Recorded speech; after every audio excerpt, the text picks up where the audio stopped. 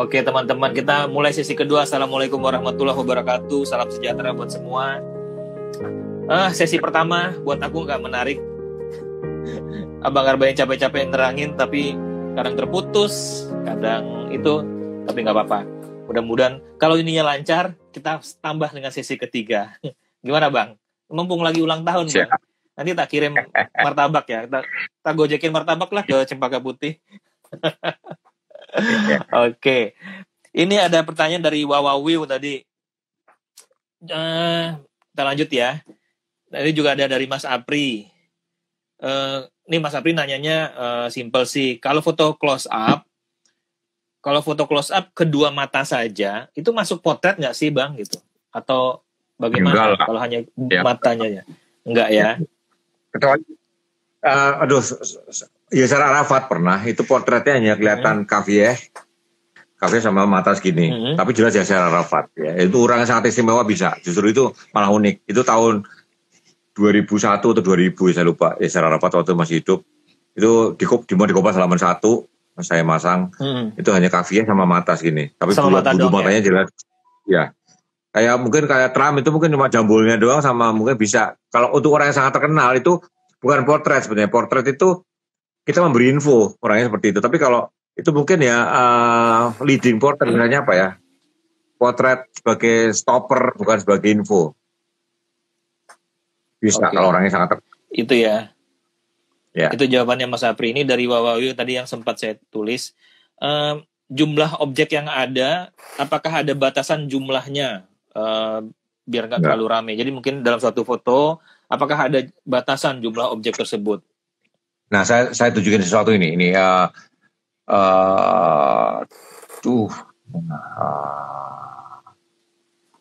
Halo Mas Gatot. Ya, aku belum ke Mas Gatot tadi. Tadi Bang, Mas Gatot jadi ke rumah nggak? Enggak, aku tidur juga malah aduh lupa. Handphonenya mau tak jual tuh, bilangnya Gatot, handphone kalau nggak diambil tak jual tuh. Mana laku? Oppo.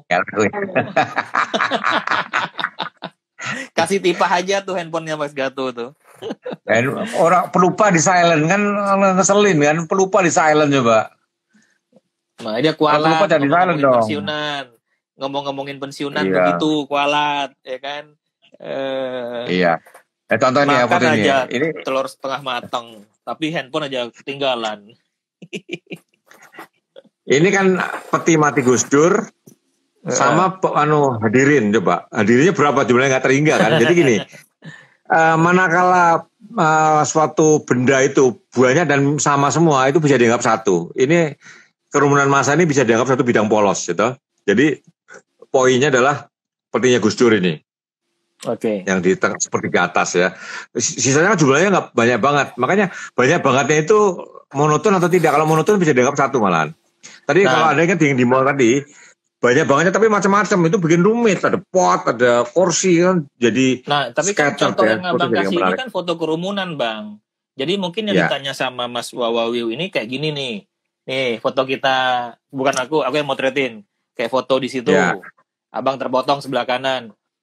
Kan biasanya Dot itu fotonya sayang genap harusnya ganjil gitu kan. Nah, jumlah angka itu ya itu guyon. Enggak, jumlahnya itu ada batasan enggak kata. Ini pertanyaannya dia ya, pertanyaannya Mas Wawawiu tadi. Enggak ada ya. Makanya gini. Bebas aja loh. Makanya gini. Kalau foto rame-rame bareng itu berdiri gini coba, biasanya kan mukanya enggak kelihatan kapan juga foto itu. Orang harus dicari dia siapa kan. Kadang-kadang memang foto beramai-ramai itu enggak efisien. Kalau foto bareng itu enggak terlalu efisien bareng-bareng rame-rame.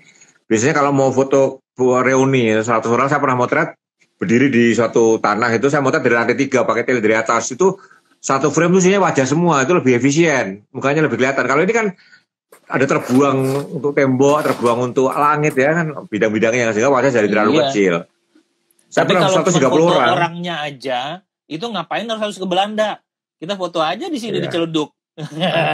Ini kan ada unsur tuh kan orang masih bisa ngelebarin kan. Fotografi di mana gitu. Kan. Makanya gini. Apakah backgroundnya ada gunanya? Kalau waktu kedua kami reuni hanya sekedar bahwa kami kumpul, wajah yang penting. Background nggak penting. Makanya taruh di tanah saya foto dari lantai 3 pakai tele. Itu saya minta tolong orang foto dari atas. Jadi satu frame itu hanya wajah-wajah semua jadi efisien. Nggak ada yang terbuang kan. Kalau ini memang tempat penting. Ini karena menunjukkan satu tempat. Nah, ini kekurangan foto ini adalah mukanya terlalu kecil. Kenapa kaki harus ikut ke potret gitu loh, kira-kira gitu. Bang, kalau kaki nggak aku masukin, itu yang di tengah marah. Dia beli sepatu baru, warnanya merah. Siap. Iya. Makanya ada. Tidak pernah ada salah dalam fotografi. Tidak pernah ada salah dalam fotografi. Yang ada adalah saran. Nggak pernah ada yang salah. Jadi teori komposisi pun tidak ada rule-nya. Yang ada hanya panduan. Ya kan? Kita setuju soal itu ya. Hanya panduan ya. Panduan, ya. Nah, ini dari Eka Nuka nih. Om, saya pernah lihat Om Marbain presentasi. Boleh nggak jelasin lagi ketika ingin buat foto jurnalistik? Bayangkan dulu mau foto seperti apa. Itu gimana bayangin dan bangun sense-nya gitu. Membayangkan dulu mau foto seperti apa.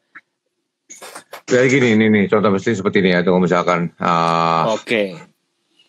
Gini nih, ini bukan foto saya tapi gini lah. Foto tadi aja pemakaman Gus Dur tadi ya. Iya. Ini Heru Sukumoro yang motret ya. Heru Sukumoro, Gatot Subroto mungkin tahu ya, ayahnya barusan meninggal ya. Tanggal 2 hari ini ya. Heru Sukumoro yang meninggal. Ini foto yang ayah masuk meninggal. Ini foto sebelum berangkat ke Jombang. Heru udah ngeplot fotonya seperti ini. Jadi Gus Dur petinya dibungkus merah putih, orang banyak. Jadi si Heru memang udah berdiri tempat yang tinggi. Bayangkan kalau Heru tidak men-shot fotonya sebelum berangkat, dia berdiri sebelah peti, fotonya hanya gambar peti. Crowd-nya nggak kelihatan. Jadi memang Heru udah siap dari awal bahwa saya harus cari tempat tinggi, cari survei, lewatnya petinya lewat mana. Nah, dia tungguin. Jadi dia udah berdiri di tempat di mana dia membayangkan fotonya seperti ini. Itu yang saya bilang bahwa udah direncanakan. Kalau nggak direncanakan, dia nggak dapat foto ini. Dia mungkin akan berdiri di bawah sebelah peti, malah fotonya nggak ada apa-apanya, nggak bicara sama sekali, kira-kira gitu. Jadi namanya foto sudah jadi sebelum dibuat adalah foto ini bayangin, pasti petinya dikerubunin orang lah. Itu dibayangin terus di mana saya berdiri untuk dapatkan foto itu. Itu namanya setting ya, foto dirancang sebelum dibuat. Dalam jurnalistik 90% foto harus seperti itu. Kalau baru datang baru ngikutin, nah bisa berantakan, kita nggak dapat semua. Salah lensa, bisa salah posisi berdiri dan sebagainya. 10%-nya apa? 10% adalah spot news. Spot news adalah peristiwa nggak bisa dirancang. Kita lagi tiba-tiba Bandung di jalan tol ada truk tangki meledak gitu ya. Itu kan nggak bisa kita rancang kan. Kita harus mensiasati. Misalnya dua tokoh lagi mau salaman ya, kita udah punya visual dulu nih ya Bang ya. Pas salamannya bagaimana, pelukannya bagaimana, itu yang akan kita jepret kan. Jadi udah terbayang dulu visualnya, dan kita bayangkan seperti apa. Di sana zaman Soeharto dulu fotografer cuma belasan ya, nggak sampai banyak-banyak ya zaman Soeharto ya. Kompas naruh Mas Ratno. Itu kita selalu udah bisa malah terlalu terencana. Foto Pak Harto dulu cuma ada 3, foto cangkir, foto kuda, sama foto bebas. Foto bebas itu di luar istana ya. Kalau di istana negara, Soeharto megang cangkir, dikelilingi orang megang cangkir ngobrol bareng. Itu udah khas ya, foto cangkir. Kalau foto kuda itu Pak Harto di Bina Geraha di ruang kerjanya, duduk, tamunya depannya, tamunya ya selalu di situ posisinya, Soeharto di situ, dan ada patung kuda sebelah kirinya Pak Harto. Udah berdiri gitu.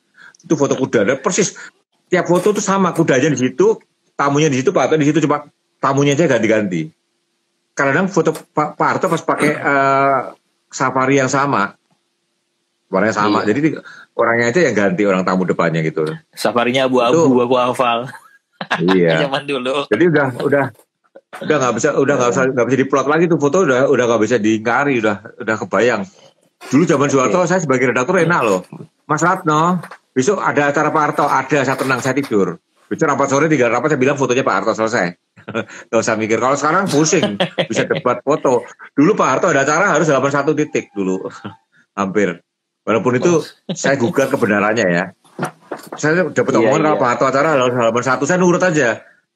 Tapi memang kenyataannya kalau daripada halaman 1 mending gak dimuat, itu betul. Tapi saya jadi ragu-ragu akan atas hukum itu, karena setelah saya jawab reporter, saya tanya siapa sih ngomong bahwa Pak Harto harus halaman 1, nggak ada yang bisa membenarkan. Saya jadi bingung. Dulu yang ngasih info saya siapa, saya jadi bingung sendiri juga. Mas Kartono juga bantah, aku nggak bilang gitu, dah loh. Tapi kan antara berani dan nggak berani juga zaman dulu ya kan. Iya, saya nggak berani. Dulu kalau ada Pak Harto harus halaman 1, dan ternyata nggak ada yang memerintahkan itu. Iya. Ya, karena semua media juga sama, semua koran juga sama, iya, koran lain juga sama. Pak Harto juga. Ini dari Enda Kaban, Bang, buat buku dong, pasti keren banget. Udah, diterbitkan di Inggris dulu. Gue yang bukan itu gitu. buku art ya. Buku art. Nggak, saya lagi nulis. Kenapa saya semangat sekali sama Dodi mau terus? Karena saya dengan ini saya nyusun materi dengan dipacu gitu loh. Dan saya dari respon juga, saya menulis buku foto yang tidak mengacu dari buku manapun. Jadi nggak ada daftar pustakanya. Saya akan saya kayak agak nyombong ya. Saya memasukkan pengalaman saya dalam fotografi full. Jadi saya nggak mengacu siapapun. Saya berusaha orang nggak pusing baca catatan kaki, quote-quote yang serem, bahasa-bahasa yang serem. Saya berusaha bahasanya simple, yang sederhana. Sederhana mungkin kira-kira gitu. Ya. Jadi soal komposisi soal kekuatan, soal macam-macam ya yang pernah terjadi ya di Kompas, terus soal bahayanya foto ya semua sudah terjadi. Itu ya Mas Enda Kaban ya. Kita tunggu buku Bang Arbain. Tapi buku yang dulu The Mist of Borobudur itu sudah terbit di London, tapi nggak tahu nggak dijual di Indonesia ya, ada habis kayaknya Bang ya. Yang kalau saya nulis buku biografi Dedi Baros ya. Buku banyak nggak tahu ya. Saya nulis buku biografi fotografer Dedi Baros, fotografer wedding ya, Dedi Baros. Terus tapi kan itu biografi Bang, bukan buku foto. Biografi. Beda. Ya, buku yang teman-teman harapkan itu buku fotografinya Arbain Rambi. Apa nanti Kemilo Indonesia aja yang publishin? Aku yang kurasin itunya. Gantian, aku yang kurasin foto-fotonya. Ya, kita tunggulah yang ini dulu. Oke, ini dari WHD BRN. Di Google banyak panduan untuk cropping foto model, misal kaki di crop, kaki di crop di bawah lutut dan lain-lain. Apakah itu bisa dipakai acuan? Acuan nih Bang. Boleh. Jadi, acuan boleh, tidak salah. Boleh, tapi coba Anda baca deh. Itu ada bermacam-macam gaya, ada yang boleh pergelangan, ada macam-macam. Ya, semuanya berdasarkan pengalaman kayak saya ngomong ya. Semuanya punya kebenaran dan semuanya masing-masing punya kelemahan masing-masing. Termasuk omongan saya juga, pasti punya kelemahan juga. Tapi intinya adalah gini, fotografi itu bukan ilmu yang kayak matematika. Anda udah tahu rumusnya, ada pakai jalan, enggak. Ya, fotografi itu kadang-kadang Anda nggak, kalau perlu Anda cari rumus sendiri kok, kadang-kadang lebih bagus, kira-kira gitu. Ibaratnya sapu itu buat nyapu lantai. Ya. Sapu buat nyapu lantai. Tukang saya itu buat nyapu semen basah di dinding. Jadi coraknya jadi malah antik, asik loh. Di belakang itu semen basah terus pakai sapu lidi di. Iya, bagus. Jadi sapu lidi buat di lantai ditaruh di tembok, coraknya bagus. Jadi kadang bisa dipakai juga buat mukul kucing yang lagi nyolong ikan, ya kan? Sapu juga bisa dipakai buat itu kan. Pencinta kucing marah, kucing nggak boleh dipukul tuh. Kucing nggak boleh dipukul.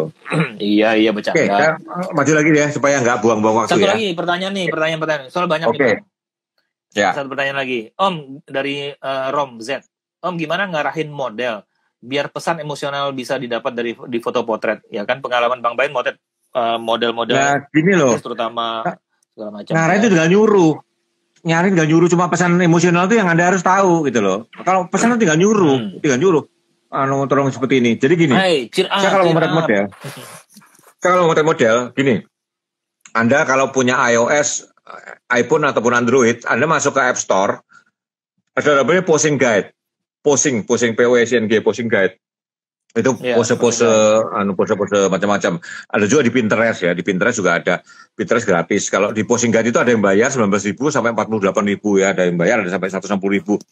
Makin mahal, posenya makin banyak. Duduk setengah badan untuk pose meeting, pose mendengarkan dan sebagainya. Anda bisa milih. Jadi kalau Anda mau moodnya bahwa dia religius atau gimana, Anda bisa cari di posing guide. Banyak pilihan. Ya tujuin ke model, Mbak, pose seperti ini, kira-kira seperti itu. Jadi jangan semuanya kita bebanin di otak ya. Ada apps-nya kok, posing guide. Itu di handphone saya ini ada 2 macam nih. Yang satu yang 19.000, satunya 48.000. Saya nggak mau bayar mahal-mahal. Saya dulu posing guide saya ngumpulin dari foto majalah. Ada pokok saya puterin saya dulu di iPhone saya 11.000 foto dulu. Terus nggak bisa di-copy. Terus iPhone saya keinjek lah, selesai udah.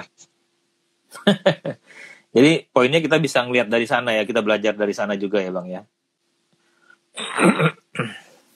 Bang, Om, ada nggak website yang komplit tentang posing? Ya nggak ada. Bayangin semuanya komplit satu tempat. Karena kita harus cari banyak tempat. Iya, tadi 25 detik kayaknya keputus suara Bang itu. Oh gitu? Iya, aku langsung bergema gini. Ya udah kita. Ya habis hujan tadi. Iya. Itu banyak ucapan selamat ulang tahun tuh. Terima kasih ya. Saya mewakili Bang Arbain. Makasih ya. Dari Ana Krisyanti, sejauh mana foto force perspektif bisa dipakai dalam jurnalistik? Ini force perspektif itu kan ada memberikan dua hal yang jadi realitas baru ya. Saya rasa dalam jurnalistik susah ya pakai force perspektif ya. Itu kan memang foto yang saja main-main ya, atau memberikan suatu informasi yang berbeda dengan realitas. Saya kira buat jurnalistik nggak cocok ya. Rasanya nggak tetap. Jurnalistik itu pakai lensa terlalu lebar aja kadang-kadang dipermasalahkan kan, karena jadi distorsi kan. Sepatunya jadi gede banget, ya, nggak sesuai dengan realitas. Jurnalistik itu diusahakan yang memahami orang awam pun cepat paham ya. Jangan sampai orang mengira, kakinya gede ya. Itu jangan. Force perspektif di dalam jurnalistik saya belum pernah memakai ya. Saya belum pernah memakai. Sip. Oke, ini gitu ya teman ya jawabannya. Dari Mas Roy Wicaksono, Roy Jani. Omar Bain, di saat Om liput GAM konflik Aceh, apakah Omar Bain juga menerapkan komposisi pola dalam tanda kutip foto dibayangkan sebelum terpotret? Iya, saya bayangkan bahwa jadi loading saya, beban saya waktu saya suruh makan GAM adalah dari Wapemret waktu itu. Tolong potret keberadaan, apakah GAM sekarang seperti apa, kekuatannya seperti apa, itu perintahnya. Apakah dia masih ada, seberapa kuat dia. Kenapa Gus Dur sampai ngirim orang nemuin petingginya. Waktu itu habis Gus Dur nemuin Pak Bondan kalau salah ya, nemuin petingginya GAM, nah itu petingginya bilang, kayak apa sih GAM, coba kamu kalau bisa masuk ke GAM. Itu kan dari omongan orang, seperti apa sih realitasnya. Jadi waktu saya masuk, memang pas ulang tahun saya bayangkan upacara, saya harus kelihatan senjatanya, kelihatan ketuanya, kelihatan hadirinnya. Foto saya dapat semua itu. Jadi saya dapat semua. Jadi memang dari awal saya harus foto yang akan saya kirim Jakarta adalah foto yang kelihatan petingginya, kelihatan senjata, AK-47 dua-duanya pengawalnya itu, terus masanya yang begitu banyak saya dapat semua. Jadi komposisi saya seperti itu. Seperti foto petingginya Gus Dur tadi ya, ada poi, ada masa yang begitu banyak itu saya ambil. Dan saya dapat. Jadi itu komposisinya seperti itu. Secara visual itu dari bayangkan dulu ya Bang ya? Iya, dirancang. Kalau enggak ada terkaget-kaget. Biasakan kalau mau memotret Anda mempravisualkan foto Anda seperti apa. Itu membantu sangat Anda waktu motret. Sangat membantu. Jangan berangkat dengan kepala kosong. Anda berangkat dengan kepala kosong, Anda pulang dengan tangan kosong. Itu udah rule ya. Bahkan mau ke Bromo pun, sebaiknya Anda googling foto tentang Bromo. Siapa tahu Anda dapat, foto ada tempat baru tuh. Wah, sekarang di situ nggak bisa. Ada tulisan Bromonya misalkan. Itu membuat Anda lebih siap. Gak sampai sana marah-marah. Itu Ijen juga hampir dikasih tulisan Ijen, gitu bayangin itu. Bromo kan sempat pakai tulisan Bromo, tapi dicopot aja itu. Apa Bukit Teletabis? Aduh. Ya udahlah, nggak usah dibahas itu. Bukit Teletabis. Oh itu Bukit ini Fort Teko dipagerin juga jelek banget tuh. Fort Teko dipagerin jelek banget tuh. Aduh. Bukan wali kota Bukit Tinggi sih, susah. Iya. Aku udah 86, oh iya, 90, Mas Bimo, 92. Sorry, itu Mbak Enda Kaban ya. Sorry. Apa itu? Nah, enggak, tadi aku bilang Mas Enda, ternyata Mbak Enda Kaban yang nanya. Ya, namanya Sagita Kaban. Oh. Saya ketemu di Freeport dari 2010. Sagita Kaban. Ini pertanyaan dari Agus Saya Halif. Om Bain, kurasi itu apa sih? Tujuannya untuk apa dan proses seperti apa? Nah, tunggu webinar yang akan kita bikin. Jawab dulu Bang sekarang Bang. Kan ntar kita mau bikin gitu. Bukannya udah waktu itu kan kita ngomong soal kurasi foto, udah pernah kan editing dan kurasi foto pernah kita. Nah, videonya belum keluar. Bicara soal videonya udah keluar. Nanti Mas Agus bisa lihat secara lengkap di YouTube-nya iklan nih, channelnya YouTubeku Dodi Sandradi. Rekaman acara operasinya ada situ semua, ya kan? Itu yang operasi kita kedua kayaknya Bang, kurasi foto. Kurasi foto untuk buku dan pameran, ya. Tapi nanti kita akan bikin lagi, saya juga sebenarnya akan ngundang teman-teman yang lebih serius nih, dipakai Zoom kita nih sama Bang Arban juga nih, kalau Bang Arban yang bersedia. Kita ngomongin soal kurasi untuk buku lagi, ya. Oke, ini dari Asbian Saabi. Sekarang banyak foto wisata yang beredar bagus dan menjadi daya tarik wisata. Tetapi ketika di ke TKP tidak sesuai yang difoto karena dikarenakan editing foto. Nggak mungkin sih editing. Tadi mungkin bukan editing, mungkin terlalu ideal, sampahnya dibersihin segala itu ya mungkin. Tapi Ya, tapi itu biasa saja. Tapi itu artinya kontraproduktif bagi tempat itu sebetulnya. Jadi enggak, tapi sebenarnya juga ini Bang, tempat itu biasa, tapi karena fotografernya bisa ngeliat angle, bisa ngeliat menjadikan komposisi enak, emang kelihatannya jadi bagus ya. Iya. Tapi artinya gini, kalau di fotonya ada bagus, berarti tempat itu pasti punya sisi bagusnya. Jadi jangan percaya sama satu foto, mungkin gitu. Anda bisa cari info yang banyak lah gitu. Kecap nomor 1, Anda kan nggak pernah protes kan? Kecapnya nggak enak, biasa aja kan? Karena kita terbiasa sama kecap, misalkan gitu juga. Tapi kalau satu tempat ada fotonya bagus, pasti tempat itu paling nggak ada bagusnya. Jadi jangan percaya hanya satu foto lah, info jangan tunggal. Ya, ini sekedar share aja waktu saya juga dulu kontributor buat majalah, beberapa majalah. Kita juga dikasih tahu sama redaktur, sama pemret, jangan edit yang editing nggak ada yang haram, tapi jangan keterlaluan karena akan merubah banget. Jangan membohongi pemirsa lah intinya gitu. Langitnya diganti segala gitu. Nah, langitnya diganti, terus banyak unsur-unsur yang bikin heboh ya, itu juga nggak benar sih, karena orang tuh negara ngeliat fotonya wah datang ke sana terkecewa ya, tapi Oke. Dubbingnya parah nih. Oke Bang, lanjut dulu aja. Oke. Ya. Jadi ini saya pernah motret juga, tapi ini bukan foto saya ya. Ini motret Big Ben. Itu poinnya mau nggak mau jamnya. Kalau blue hour dia nyala ya. Pakai tripod. Point of interest adalah blue Ben-nya sendiri, terus gedung parlemennya di sebelahnya biasa ya. Ini juga bukan foto saya, tapi saya punya foto yang sama. Template saya lupa foto siapa, Agus Gudawan, saya lupa nih. Ini Anda lihat orangnya bawa belerang, lalu Anda lihat alamnya. Ini Ijen ya. Saya punya foto yang orangnya di sebelah sini, atau sebelah sana. Nah itu Anda rasakan bedanya. Orang yang di tengah, orang yang di kanan, atau orang yang di kiri itu punya rasa masing-masing. Kalau orangnya di sebelah sini itu dia masih menuju sesuatu. Kalau orang yang dari sini, orangnya udah dari sesuatu. Itu kesan bergeraknya begitu ya. Nah ini lihat, ini foto dari Reuters. Pria dan wanita yang kukunya terpanjang di dunia. Ini wanitanya terpanjang di dunia kukunya, yang pria terpanjang di dunia. Yang pria keriting kukunya, yang wanita kukunya bisa lurus ya. Dulu waktu saya pernah ngasih workshop dengan foto ini, itu ceboknya gimana? Pertanyaan manusia sekali ya. Tapi yang pasti yang mana, kalau nggak salah satu, ya. Ada Om Riza Marlon nih. Arbain pakai kolor nggak ya? Dia nyari burung nih, objeknya hilang nih Bang Riza. Apa kabar Om Riza Marlon? Kehilangan objek kayak ini, hanya itu. Iya, saya kuping gajah saya terindah tuh dikasih Riza Marlon. Jadi ini poin of interest adalah kuku itu kan. Makanya gini, iya, betul. Ini coba Anda bayangkan, Anda ditugaskan motret pria dan wanita kukunya terpanjang. Anda yang pertama kali Anda pasang di otak Anda adalah bahwa kukunya adalah point of interest, ya enggak? Jadi orang itu harus pamer kuku. Harus pamer kuku, ya. Makanya harus ngangkat tangan seperti ini. Ini harus Anda pikirkan.